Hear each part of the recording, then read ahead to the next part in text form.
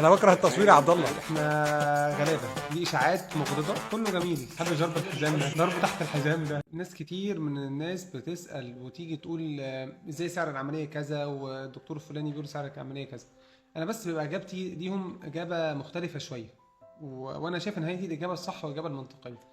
انت كمريض، انا اقول وفلان يقول وكلهم ناس افاضل تقول، انت لو ما كانش عندك ثقه في الجراح اللي هيعمل لك عمليه، يعني ما تعملش عنده ايا كان هيقول لك ايه.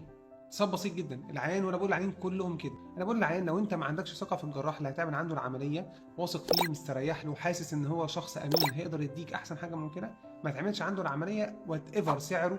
قال لك ايه، سمعت عنه ايه، ليه بقى؟ ان العيان بيخش جوه اوضه العمليات وياخد بنج وبينام، ما حدش عارف اللي بيحصل.